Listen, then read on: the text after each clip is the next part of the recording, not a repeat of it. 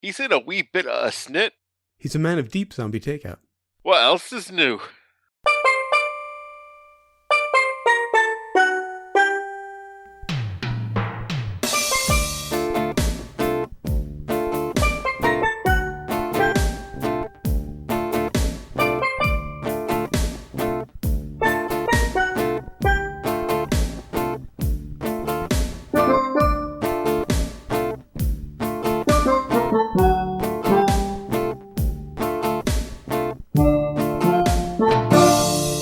What's up? Welcome to episode 275 of Zombie Takeout, Zombie Takeout. the B-movie and cult movie podcast. I'm Uncle John. And I'm Scotto. And before we get to this week's movie, a little bit of listener submitted. This is from Matt Goranson on Facebook in reference to the trailer for this week's movie.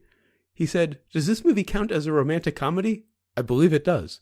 I think so. My response at the time was that it's been, probably close to 30 years since I've seen it. So I'm kind of, I don't remember, but I'm kind of looking forward to seeing what he's talking about. Spock and Kirk? Yeah, if he's talking about Spock and Kirk, yeah. Hell yes. Yeah. I would say definitely. And a little bit of news. I wasn't going to mention this, but you encouraged me to do so. Now, this has been ongoing for a while. Headline, Fully Cooley, FLCL, not just my favorite anime, but my favorite thing ever created, is getting a sequel. It's been in the works for a while. Production IG, who originally produced it, bought it back, and they've been talking about doing something with it. Now, today it was announced it's getting 12 new episodes split into 2 seasons, which is hilarious since the original was only 6 episodes. Right. And it's not going to involve a couple of the main characters. It's one character moving on to a new situation with a new character. I'm being very vague because probably maybe 2 of you have seen it, and I don't want to have to. People will see it though with it coming back. Yeah, and I don't want to have to explain everything because sure, those of you who do know it know that it's notoriously weird. My point was about Mystery Science Theater was how the time we live in, if something has even a small audience, it can get made somewhere. Oh, true, but this wasn't even like a crowdfunded deal, like how many people want to see it. Exactly. This is just the production company getting the rights again and saying, fuck, we're doing a sequel. Yeah, I mean, people are just screaming for new ideas, we say, as how the umpteenth Superman, Batman movies being released this weekend. And I'm incredibly skeptical, but also extremely excited for this. Obviously, I don't know if it can live up to the original. I'm happy it's in the hands of the original creators, not some American production company. If it had been some American remake, I would have despised it, of course, as I have all of the other anime remakes, Americanized anime remakes. But it's Fully Cooley. I can't wait to see what they do. I think we're starting to enter the time where people can, let go, like a sequel, something made down the road doesn't necessarily affect an original movie, We're starting to finally get it. Yeah. Like, the prequels were really, really tough for people. Yeah. But the whole concept of you ruined my childhood because you put something out now, we're starting to finally grow beyond that mentality. Right. And Star Wars is a very different thing because, for our generation, it was our childhood. Of course. But so there's a certain emotional attachment that I don't even have to Fully Cooley as much as I adore it because I didn't even see it until I think like 2009, 2010. But I mean, the thing is, it wasn't just made for us. It was made for our age group that we're no longer in. Right. And that was what J.J. Abrams realized because he made something for the age group we're in now. Yeah. He understood that, that's what we wanted from the prequels. Right. Whereas Lucas was just doing what he did the first time. Right. We won't get into how well he did that. We're not in that age group. Yeah, fair enough. But one more quick note about Fully Cooley. If you're in the US, it's on Hulu. I highly recommend it. Obviously, watch the dubbed version. They westernize a couple of the references, and it really helps a couple of the jokes land better. If you're out of the US, you can find it on YouTube. Again, I recommend watching it in English. All right, so on to this week's movie, which is from 1986, Star Trek IV: The Voyage Home. Of course, that brings us to the impromptu plot summary, sponsored by Transparent Aluminum, coming soon to a Crystal Pepsi can near you. And also brought to you by Colorful Metaphors. You really need to have a knack for them, or you'll get a double dumbass. So one of my titles for this, of course, was Star Trek: The Road Movie, and they really did play all the road movie cars. Yeah. I mean, there was. All right, so the plot is they are about to go home and face the music for the crimes they have committed. Blowing up, stealing the Enterprise, Right. blowing up the Enterprise. It's why it does really run well from the other two movies. I was thinking about this the other day. It is really, and I had to see them all to understand this, of a very, very tight trilogy. Like, I don't think I got that until I rewatched them years later, just how tightly knit the 2, 3, and 4 were. And it goes without saying they shouldn't have done TMP. They should have started with Khan. But I think if they had even ended after this one, it would have been even better. And just had this trilogy of Star Trek movies. Honestly, I think I still like 5 better than this one. But we'll see when we get to them what I think of the other two, because I haven't seen them in a long time. But, so in the middle of that, though, of course, the Federation, well, Earth in particular, falls under attack to this probe. Well, attack isn't exactly the right word, because they established that it's not really a deliberate attack. Yeah, it was a misunderstanding. But however, it's just like Godzilla. We're in San Francisco, and there's an electronic pulse attack happens. And, worse than that, it's vaporizing the oceans, and it's making it rain like hell. Yeah. Now, they, in an amazing amount of time, they figure out what this thing is looking for and what they need to do to get it. It's one of those moments when Kirk is just an absolute genius for no apparent reason. Well, Spock too. Was it Spock who suggested Spock... putting it, filtering it so that it would sound like it would underwater? Well, they deduced that because it was aiming at the ocean immediately. Oh, okay. Which I guess you could figure that out. Yeah. And then Spock figures out exactly what it is. In fact, even before he went to the computer, he was saying, "I fear they're not going to get their response." Yeah.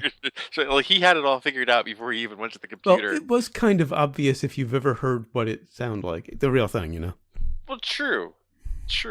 And I think I would hate this movie because of that. Except we remember what happened in the first one, where it took too goddamn long to solve the mystery. Yeah, true.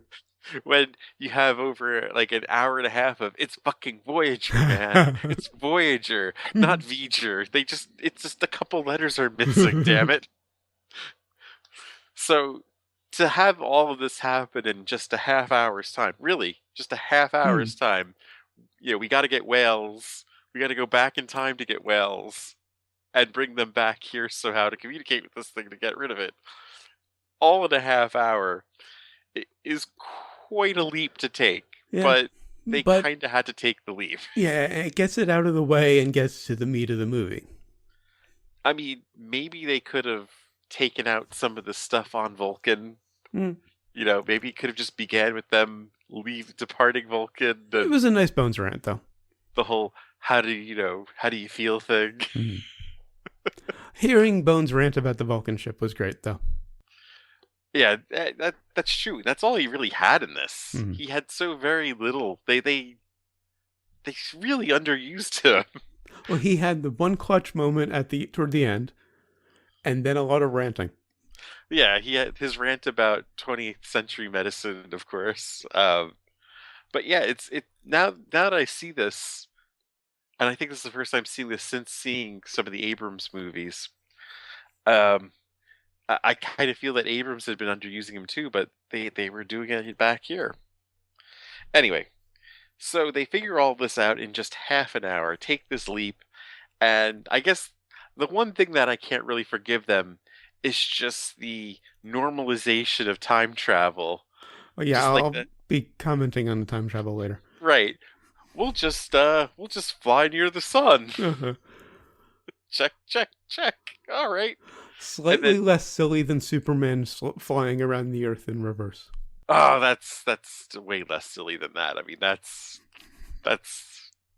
cartoonish. Oh yeah, This is just this bad is sci-fi. still fairly cartoonish, actually. This is more of the. I mean, you could kind of see what they were trying to get at, but it's still pretty bad. It's still pretty bad. But come on, spinning the Earth in the other direction, what's that gonna do? That's why Primer was the best example of time travel, because it was a complete black box. Yes. He didn't even try to explain anything. We should have talked about that top 30 article, but anyway. So they just pop back in time. Spock hits. Now, getting back to a time where there were whales alive, not that difficult a thing to do if you think about it. Yeah. I mean, but the return trip is just ridiculous. I mean, you have a window of how many thousands, okay, millions of years where they could swipe a whale or two. Right. Fine. And you have about 5 minutes that they actually got back to the exact moment they left. They got back to the moment they left. Spoiler alert, they get back to the exact moment they left. Yeah. That's absurd. Yeah. Anyway, these are all things that they were just pretty much afterthoughts, obviously. Because, and I won't even get into the whole timeline thing. Because the main purpose of this movie is to set them loose in San Francisco. Right.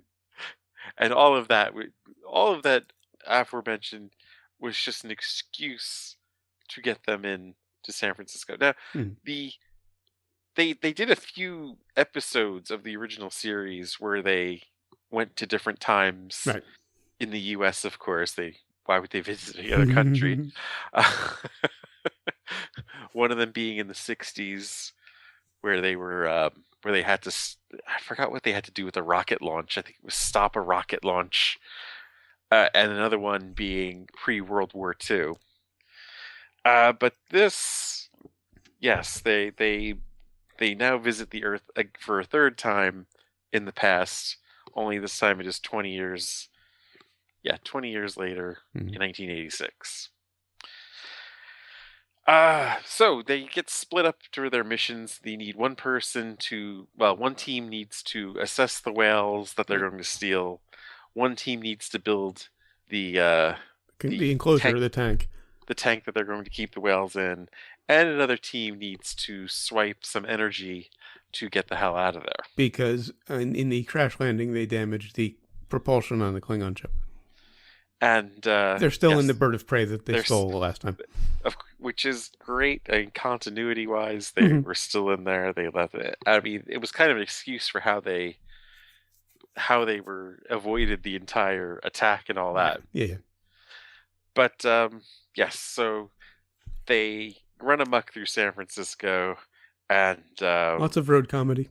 Even a bit in a hospital where they're pretending to be surgeons, and hilarity ensues. And this movie was dated in a lot of ways, but particularly in that it went right to the opening credits. It's been ages since I've seen a movie just hit you with the opening credits, not try to be clever about it. An overture for a movie seems even weird for a 1986 movie, but maybe that could just be, current sensibilities. Nobody does that anymore. Yeah. But that's what I struck me as odd. Yeah. And also odd, particularly in a Star Trek movie where, the franchise is not known for its acting. The hearing scene with the Klingons was really Shakespearean. And the actor who played the lead Klingon, I recognize him. I can't name him, but he's done a ton of other things. He's one of those character actors. You know him by face, but not by name.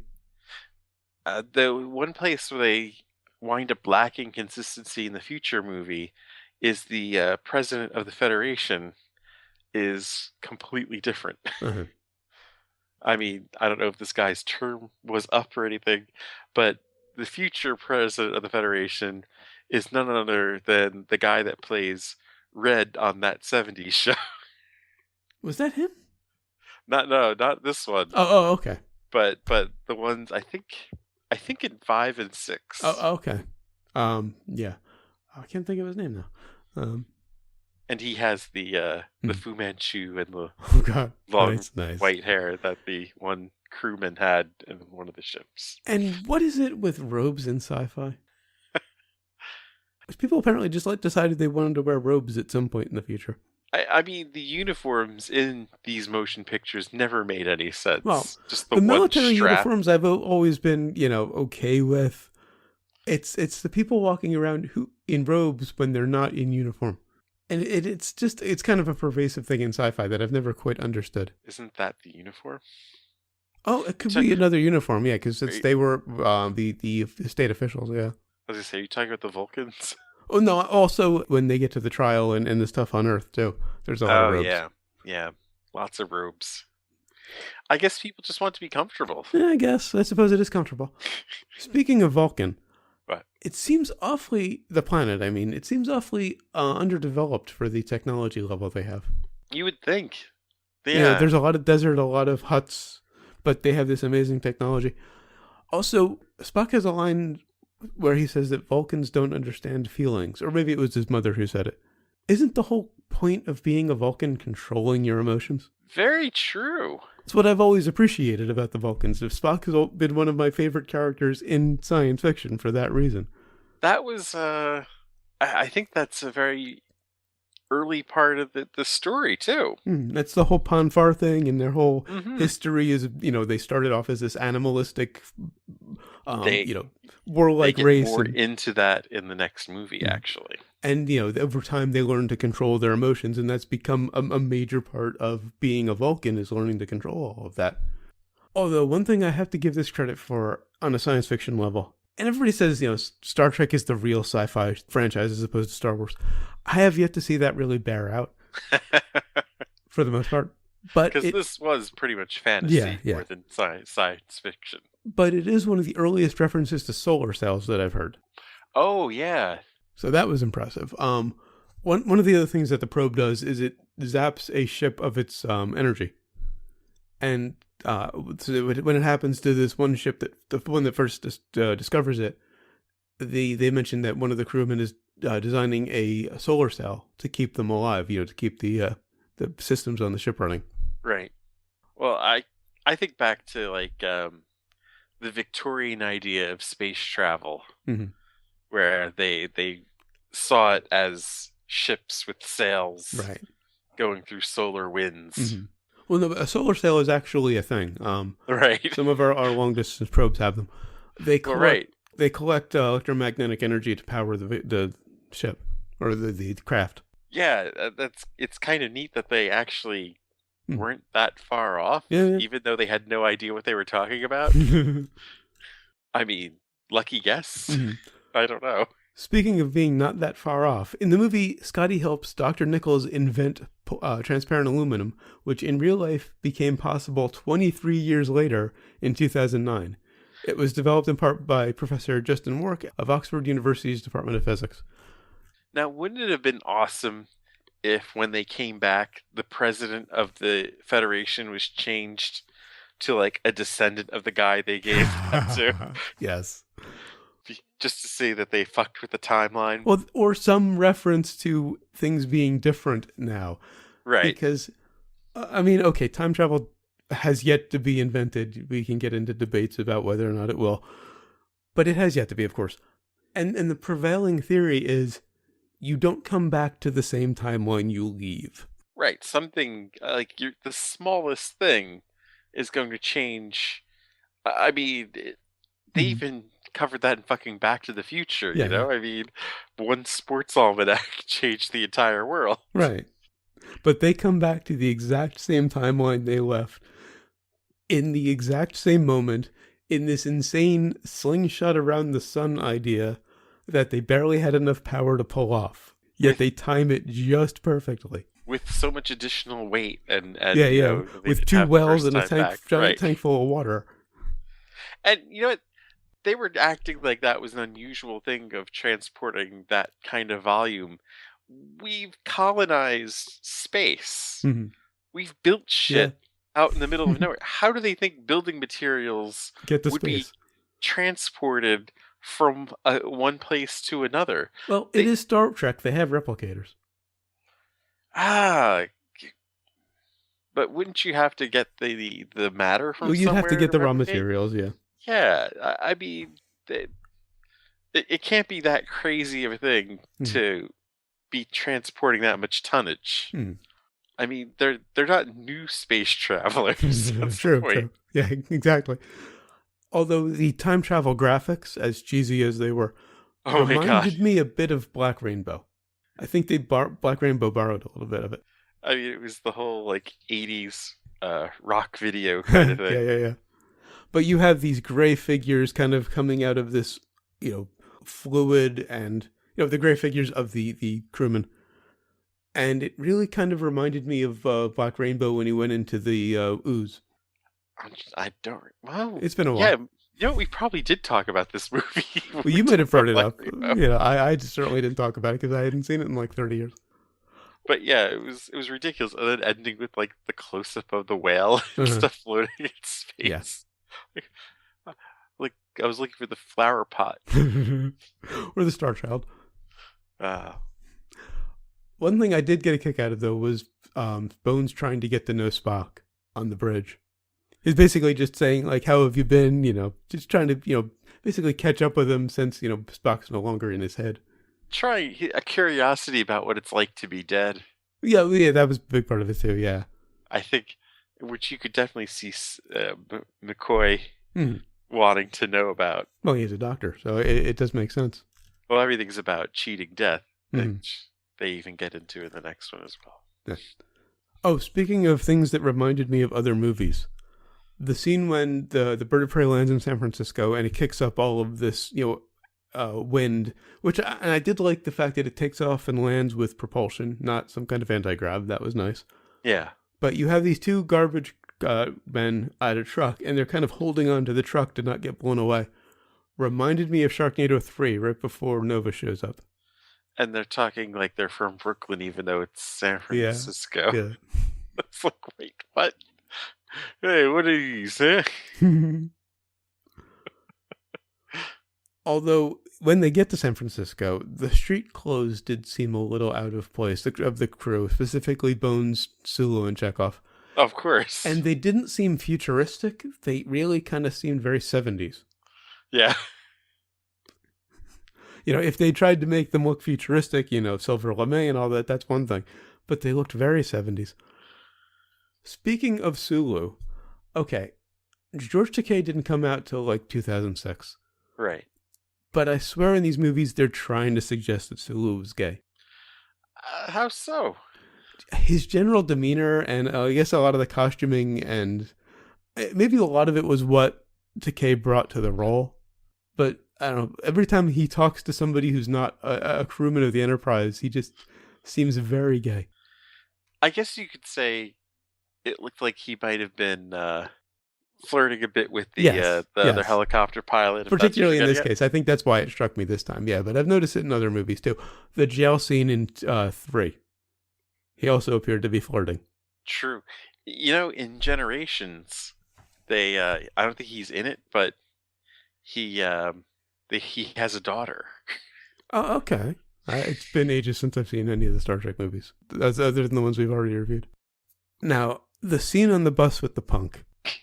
Watching it again, I kind of feel bad for him because I liked the song. No. I actually did like the song. I mean, it's straightforward, simple punk, but I dug it. Well, it's kind of a knockoff of either Bodies or what's the other Sex Pistols song? I can't remember Oh, now. yeah, okay. Good point. Good point. I'm thinking mostly Bodies. I Mm-hmm. don't know. There's another Sex Pistols song I was trying to think of that Mm-hmm. I was enjoying it, and then Kirk put the nerve pinch on it, or Spock put the nerve was pinch on him and Spock. knocked him Yeah. out. Yeah, yeah. Now, also, there's a reference to Jacqueline Suzanne and Harold Robbins being classics of the age. Yes. A cheap joke, but very funny. This plays much better In as just a hindsight, comedy. yeah. that, Well, I that also that think in is hindsight, a couple of decades after it takes place.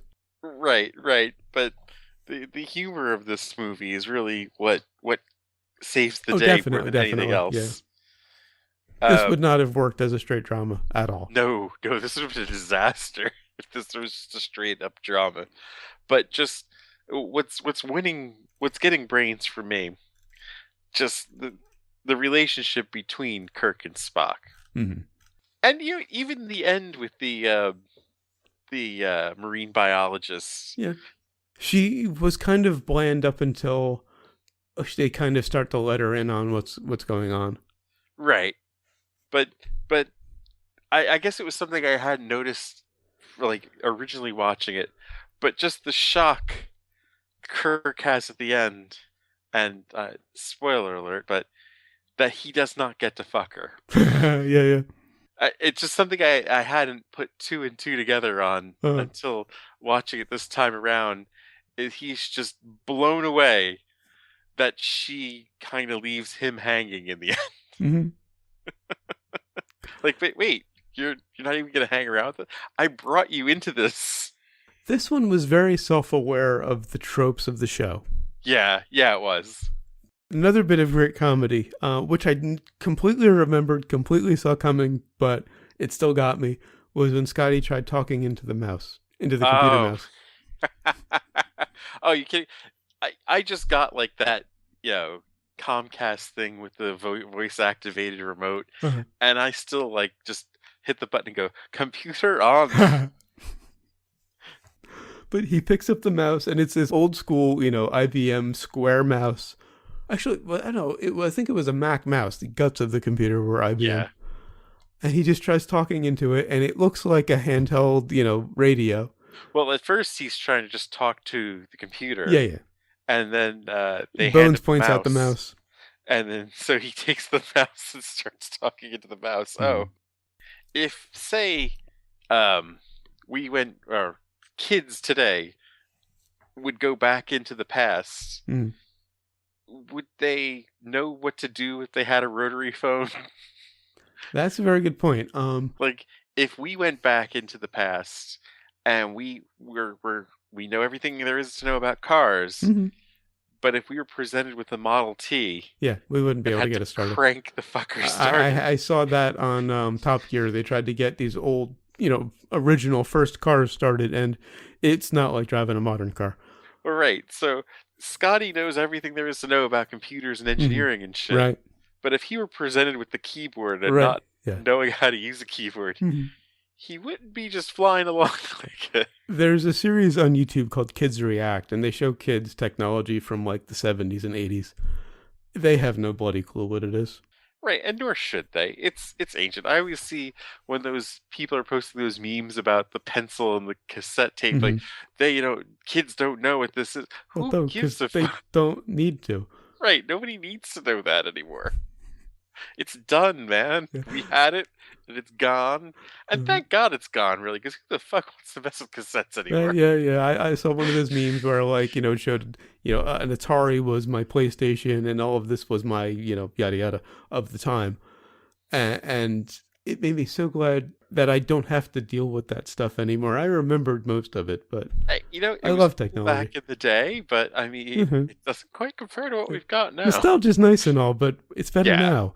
Right, exactly. And believe me, this is a dude who has his Commodore 64 packed away still. I probably have my Atari 800 XL around here somewhere. I will someday bring it out of retirement and just, twiddle around on it for a bit. But I mean, it's not going to beat what we've got now. Right.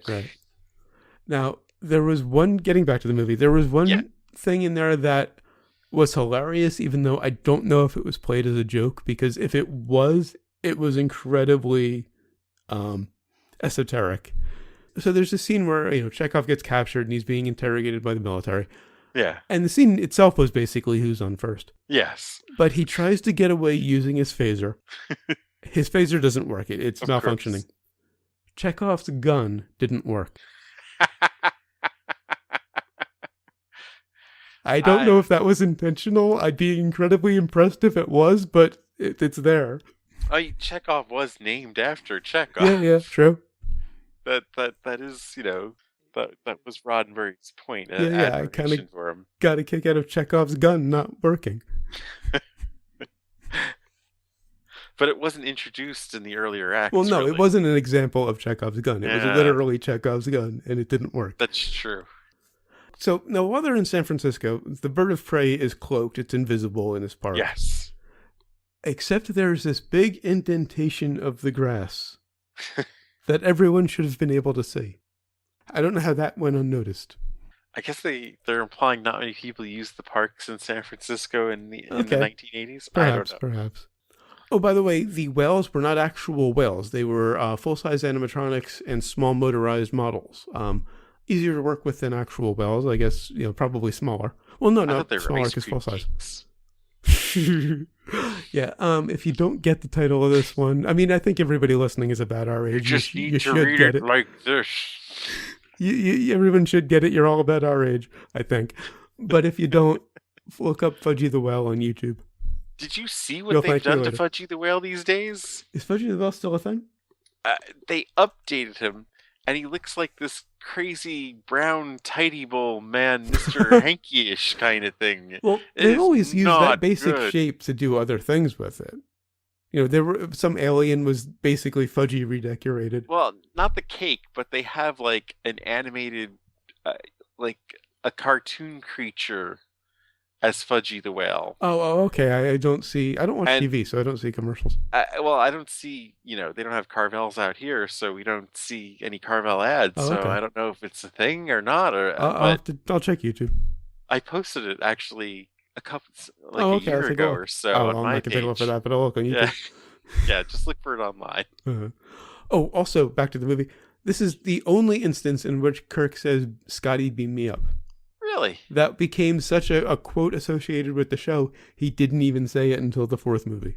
Wow. And I like that they finally addressed, why they wouldn't curse. Yes, that was nice. Throughout the show. Apparently it has gone out of fashion by the 23rd century. Or at least, See, this is my issue with Star Trek. What? It's so pristine, and there's this whole world peace thing. It's not lived in. There's no gutter. They don't get to explore a gutter until Deep Space Nine, really. Well, yeah, that's true. There's a gutter in DS9. Maybe that's why I always kind of like DS9. Profanity is never going to disappear. I don't care how much we advance, how much we could achieve world peace. There's still going to be profanity. That whole thing was just kind of absurd. Though it was a nice a convenient explanation. Yeah. Oh, by the way, the scientist, Catherine Hicks' character, can't think of the character's name, was originally supposed to be played by Eddie Murphy. What? Well, not that role, but Eddie Murphy was originally supposed to be that part of the movie, that archetype in the movie, I guess you could say. He was supposed to play a professor concerned with UFOs who spots the decloaking Klingon warship at the Super Bowl. What? When everybody else was convinced it was a special effect, he knew it was real. Paramount declined the script for two reasons. This was in the original script. They didn't want to combine their two most profitable franchises, Trek and Beverly Hills Cop, and Murphy was signed on to do The Golden Child. So The Golden Child, as bad as it was, saved us from Eddie Murphy being in this movie. I don't know. That might have been... That would have been weird. I don't know. I've never heard that before. So I mean, it was way before Murphy jumped the shark, but I still don't think he would have fit in this movie. I can't wrap my head around it. Eddie Murphy in a Star Trek movie? That is that is mind blowing. That's I don't even know what to say about that. Yeah. Oh, also the captain of the USS Saratoga seen early in the film, first female captain seen in Star Trek history. and thought what so. caused them to give the green light to Voyager. Huh. So Voyager was under development long before it actually aired, somewhere in the late 90s. I don't remember exactly when it started. Really? They were working on Voyager all the way back. Well, this in was late the 80s? initial, go ahead and do that. So this was the first step to creating Voyager. They knew, I mean, Roddenberry wanted to do it even earlier. Oh, yeah. It was a matter of getting it past the powers that be. Yeah. I mean, people say, "Oh, look what he did with his final casting," but originally, remember, before Kirk, he wanted a woman first officer. You know, the pilot with Chris Pike. Mm-hmm. You know, and that's probably why we saw Savick for 2 movies and change. Who actually he referred to his first in command as number 1. Uh-huh. He wound up doing with Picard. Right. Now, of course, they get back to the exact moment in time when they left. Yes. Again, amazing. Yes. You think about it. Usually, with a time machine movie, you have like an exact time thing you can program in to get right. it. This is just them fucking slingshotting around the sun. Yeah. Exact Boom. moment. And what? And okay, so the plan, at least as Kirk mentions, is for the 2 whales that they brought back to repopulate the species. Yeah. How do 2 individuals repopulate a species? They keep really busy. Uh-huh. And okay, so they crash into the San Francisco Bay. Bird of Prey is sinking. Of course, they have to get the whales out, and all the crew has to survive. And Kirk goes back to clear the whales and to save the scientist and Scotty. Yeah, gets out in the nick of time. Apparently, can hold his breath for an amazingly long period of time.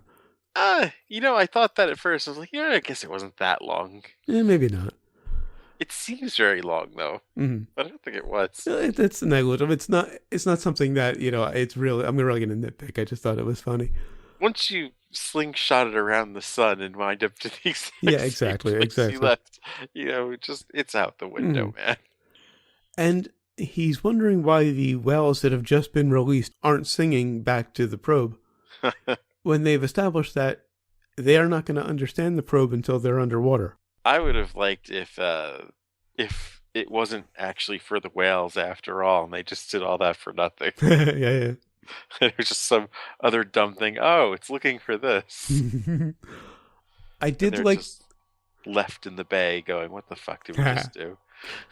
I did like that they left the origins of and the purpose of the probe up to speculation. Yes, the whales dispatch with it, but they don't tell you who it was from. Maybe it was an advanced species of sentient whales that sent a probe. Tried to see if their ancestors were still on this planet. Who knows? Me personally, I welcome our new whale overlords. And the bird of prey stayed afloat for a really long period of time. They climb out of the bird of prey and they're kind of sitting on the ship as it's sinking, and it stayed up for a really long period of time. Trying to think of how deep the bay would be.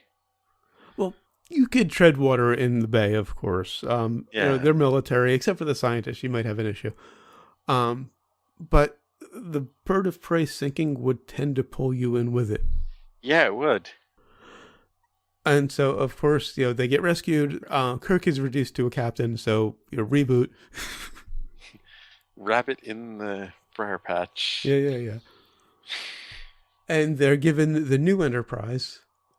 Shouldn't it have been the Enterprise B? Because I don't think there was an A. Oh, okay, so there was no letter on the first one, so this was A. Okay. And I think they just chuck this anyway in the next movie, and it's a completely different looking ship. Uh-huh.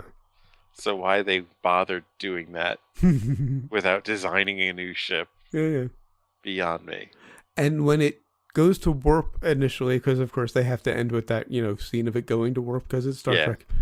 Red, white, and blue warp shells. A little bit cheesy. So all they're missing was a transparent Jesus thumbs up, you think? Pretty much. And then they showed footage of the movie during the closing credits, which was very 80s. And they were very random scenes. like them having dinner. Like, wait, why is this a part of oh yeah, I remember that scene where they had dinner. That was wonderful. I practically could hear the A-Team theme in my head. It was so 80s. Oh, that's what they should have been playing. All right, on to sequels and remakes. Well, do we really need to go through sequels and remakes? Could they make a sequel of this? Yeah, okay. If you sequels and remakes, just go back to the episode we did the motion picture. Yeah, pretty much the same. It's a lot like that. Yeah, except it without 2 and 3 because we've already done those. I could see us going all the way up to like not doing the Abrams movies, but I could see us doing the next gen movies too. All right, we'll see. We're spreading them out. On to Brains.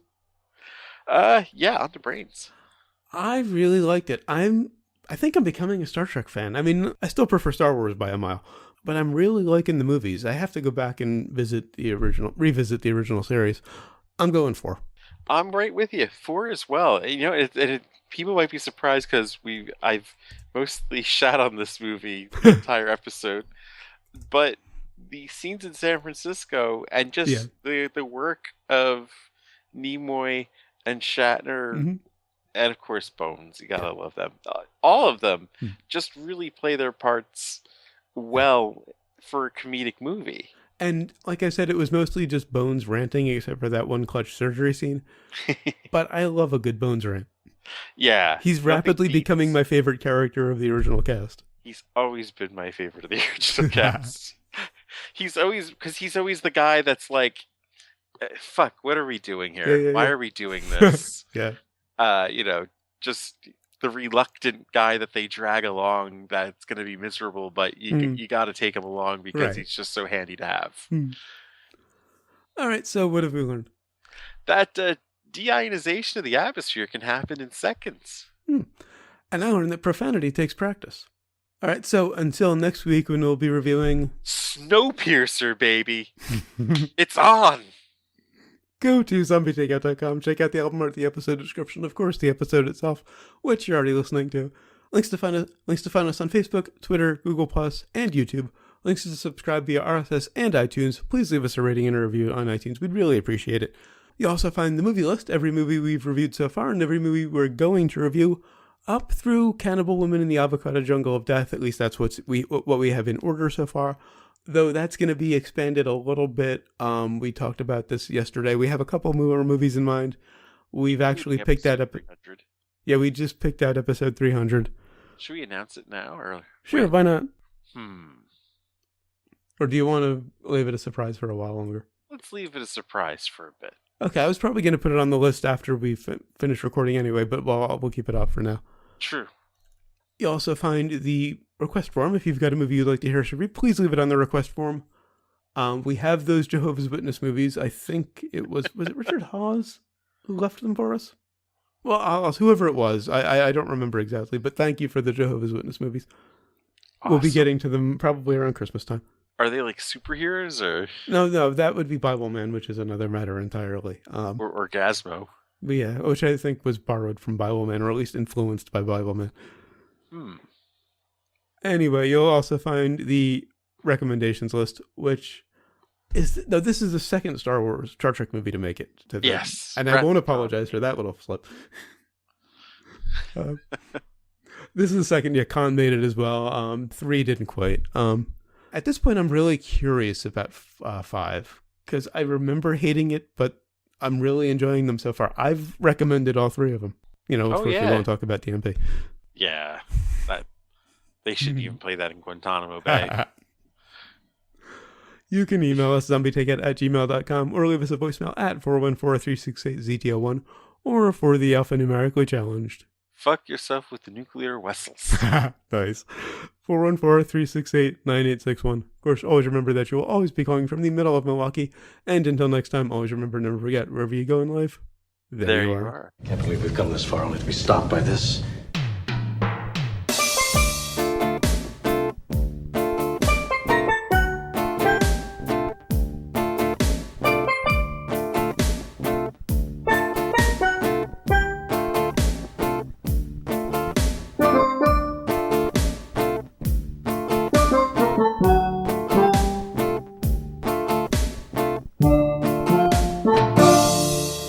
That's right, they're not doing a movie, I guess. That's what I'm saying. I didn't save it for that, but I mean, if you're okay with me talking about it in the news section, I'll go for it.